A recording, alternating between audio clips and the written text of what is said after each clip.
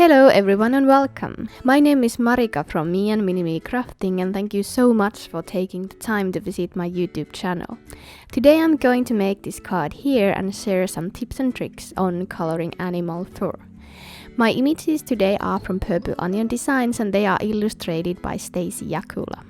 Today I'm doing no-line coloring with Copic markers and colored pencils. To keep this coloring video or tutorial in reasonable length, I cut off the part in what I created my base layer with Copics. You can see the layer here, nothing really fancy. I did minimal blending, I kinda just sketched in the colors and the shadows. But since almost all is to be colored over with pencils, I found it more important for you to see the final layers made with pencils. If we were just to color the bunny, the Copic layer isn't that important or relevant in any way. But at the beginning of my coloring, I was going to use Copics only, but since I wasn't able to get the look that I wanted, I added the pencils or my Copic work. But what comes to the flowers, almost all seen in the final project on the petals anyway, is made with Copics. I just added some depth and sharpened my edges with pencils in those areas.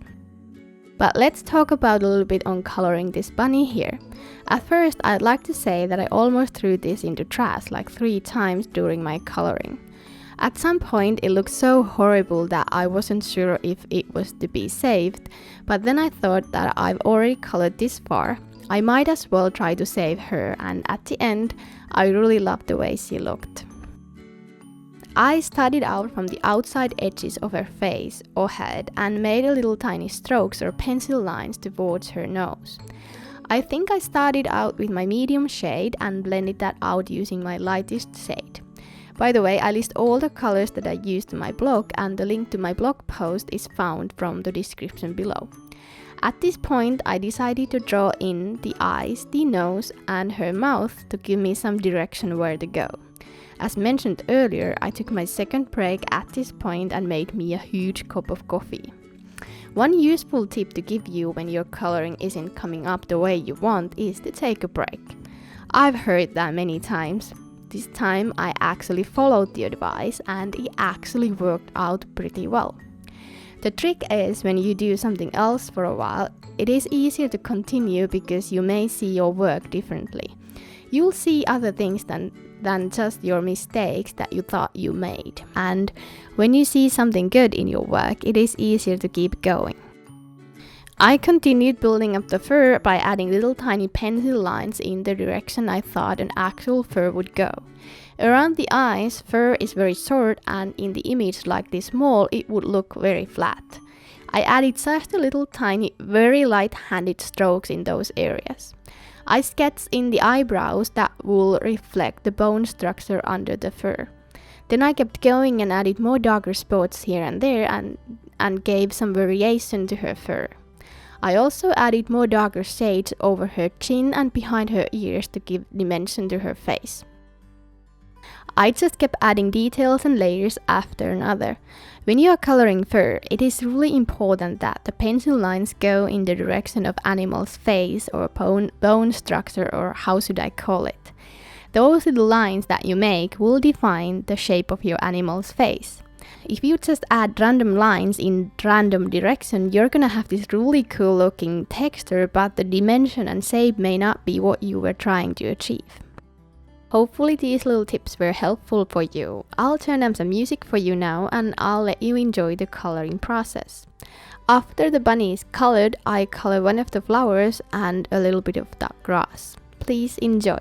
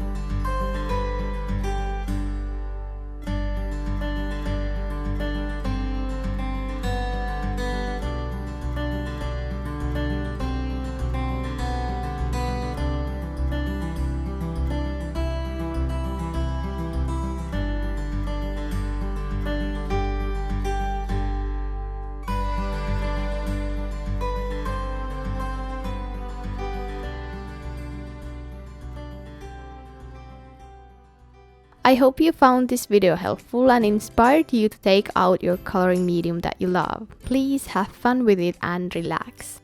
Thank you for your time and interest. See you soon. Bye!